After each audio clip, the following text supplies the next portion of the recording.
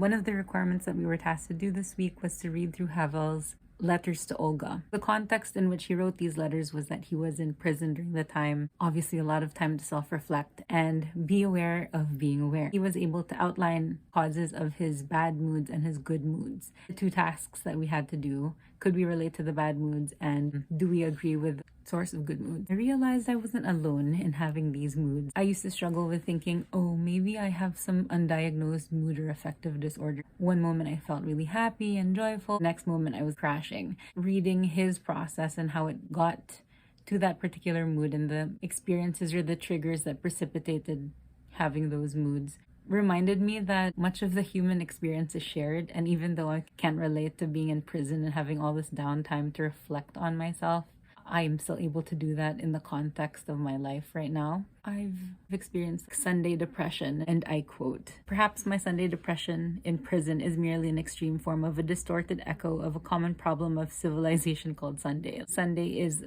a day of rest, the day of rest. That sense of dread when you finally gotten time to rest and then you realize this is gonna end. You don't want it to end, especially if you're dreading something that's happening during the week. That's a shared experience." One thing he did conclude about it was that this mood as one of the typical fissures through which nothingness seeps into people's lives. That's so true. If you're not guarding yourself, or you're not aware that this is a kind of melancholic affect that you're experiencing because you're thinking ahead, this actually just like gets in the way of being present in the moment. Worst mood he identified in the state of utter and complete self-doubt. He says it himself, like, comparing myself to others is the cause for this. I will read. "If I were once to cease being myself and my identity as it has been hitherto were to disintegrate, then perhaps this particular mood indicates how it would happen. I would probably cease to believe in myself once and for all and become utterly paralyzed by self-doubts." Is an experience all artists or all creators share, but I feel like it's more than that. Everyone has this, and it goes back to self-doubt is affected by whether or not you have autonomy or whether or not you are in control. This comes from Erikson's second stage of psychological development, where you are given an opportunity to be independent and then reassured from the first stage by people you trust that going in the right direction. But if you allowed yourself to be overwhelmed by that hopelessness, then it could really consume you, and it's really scary. He even says it here, like, everyone knows this mood to a greater or lesser extent. It's just that now, in his present situation, conditions are more conducive to it. In conclusion, he says, "I am enough the master of my moods to be careful, when under the influence of those moods, to do only what I must." That's my conclusion too. Because of self-reflection and being more aware of